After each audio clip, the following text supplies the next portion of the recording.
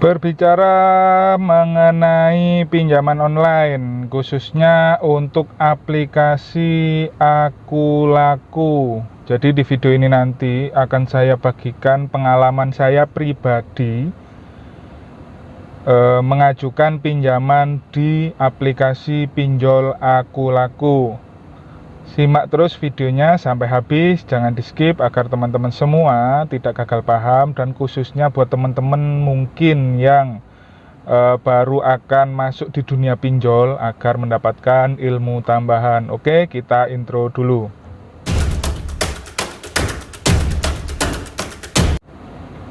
Assalamualaikum warahmatullahi wabarakatuh. Salam sejahtera, salam hum swastiastu, namo buddhaya, salam kebajikan. Kembali lagi di MLH Channel. Oke teman-teman semua, di video kali ini saya akan memberikan pengalaman saya pribadi di dunia perpinjolan atau pinjaman online, khususnya di aplikasi Akulaku. Kita ketahui teman-teman bahwasannya pinjaman online ini kan berbagai macam ya aplikasinya ya. Ada Kredivo, Akulaku, ShopeePay, S-Pinjam, GoPayLater, kemudian Julo, Kredit Pintar, ada Modal, ada Pundi, Rupiah Cepat, KTI Kilat, dan lain-lain sebagainya. Banyak sekali teman-teman. Itu tadi yang saya sebutkan yang legal, bahkan yang ilegal pun juga banyak banget.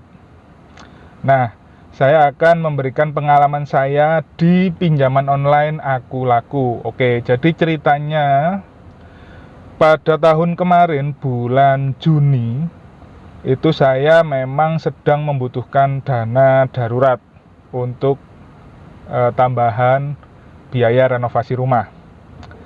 Nah, di situ saya mencari cara yang paling cepat untuk mendapatkan dana. Salah satu caranya yaitu dengan mengajukan pinjaman di pinjol atau pinjaman online. Dan di situ saya memilih aplikasi Akulaku. Nah, di sini memang untuk pinjol itu ada positifnya. Positifnya yaitu prosesnya cepat dan langsung pencairan. Tidak perlu agunan atau jaminan. Maka dari itu saya mengajukan dana tambahan tadi, dana darurat tadi di pinjaman online.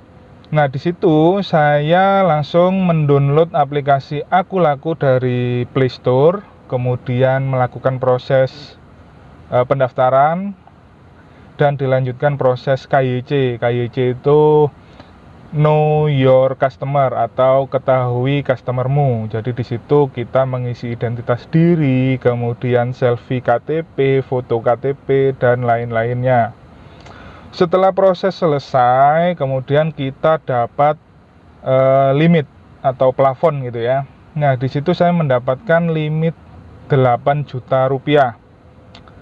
Tanpa pikir panjang, langsung saya apply, saya ambil limit tersebut dengan tenor 12 bulan atau 1 tahun ya. Nah, ternyata pada saat pencairan itu tidak lengkap. Maksudnya itu tidak 8 juta pas gitu ya, tapi 8 juta kurang. Di situ saya nggak masalah lah, karena kan kita butuh dana cepat gitu ya. Kemudian proses pembayaran bulanannya. Nah, proses pembayaran bulanan itu saya kenanya Rp826.000 selama 12 bulan. Jadi kalau kita hitung-hitung 826.000 dikali 12, kita kalikan 10 aja gitu sudah 8.260.000. Terus kemudian ditambah 826 kali 2 ya kurang lebih hampir 10 juta lah. Jadi pinjam 8 juta, bunganya hampir 2 juta dalam 1 tahun. Nah, di sini memang salah satu kekurangan dari pinjol yaitu bunganya yang sangat besar. Jadi tadi saya menjelaskan sisi positifnya, prosesnya mudah, cepat, tanpa jaminan. Sisi negatifnya yaitu bunganya yang cukup besar.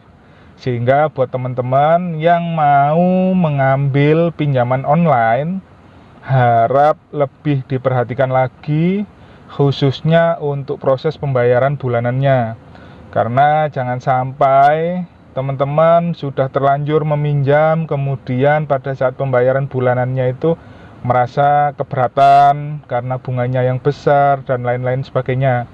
Karena memang banyak sekali berita-berita gitu ya, galbay, gagal bayar atau kredit macet, kemudian ada yang diteror DC pinjol, kemudian akhirnya malu dengan keluarga, mengakhiri hidupnya. Jangan sampailah seperti itu teman-teman. Jadi dari pengalaman saya pribadi ini tadi, tujuan saya agar teman-teman lebih bisa mengantisipasi, lebih bisa mencari alternatif lain lah. Kalau memang dirasa dana tersebut yang teman-teman butuhkan itu tidak terlalu urgent atau mendesak, lebih baik teman-teman bisa meminjam ke saudara sendiri atau tetangga seperti itu teman-teman. Tapi kalau memang ternyata jalan satu-satunya hanyalah pinjam di pinjaman online atau pinjol, teman-teman harus bisa memastikan untuk pembayaran bulanannya, karena ya namanya juga pinjem ya, teman-teman itu dapat uang itu bukan diberi atau bukan giveaway, melainkan pinjem, maka teman-teman juga memiliki kewajiban untuk membayar. Oke ya, jadi untuk pengalaman pinjaman saya di pinjaman online Aku Laku seperti itu. Dan pinjaman ini masih berlanjut teman-teman sampai Juni tahun ini, tahun 2023. Tapi dari pinjaman online Aku Laku ini, yang kurang saya sukai ya, atau ini secara pendapat saya pribadi gitu ya, untuk tenor jatuh temponya di akhir bulan, itu kan di tanggal 28 gitu ya.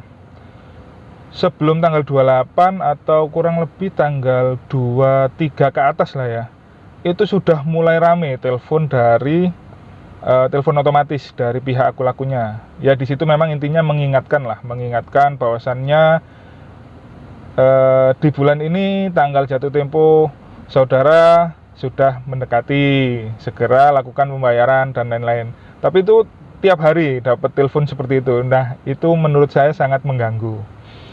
Itu masih dalam waktu tempo yang disediakan. Apalagi kalau seumpama teman-teman gagal bayar gitu ya, lebih dari temponya pasti telepon teman-teman akan lebih rame, bahkan mungkin WhatsApp yang masuk dari DC-DC pasti lebih rame. Oke ya teman-teman semua, jadi memang di tahun ini mengenai keuangan itu memang sangat urgent lah ya, bisa dibilang sangat urgent, karena kita ketahui di berita-berita itu banyak sekali orang-orang yang mencari pinjaman gitu. Ada yang pinjam di bank melalui program-program pemerintah, ada juga yang lewat pinjol. Nah, intinya memang kita semua itu memiliki hak untuk meminjam, tapi jangan sampai lupa kewajiban. Oke, teman-teman semua, semoga video ini bermanfaat dan berguna buat teman-teman semua.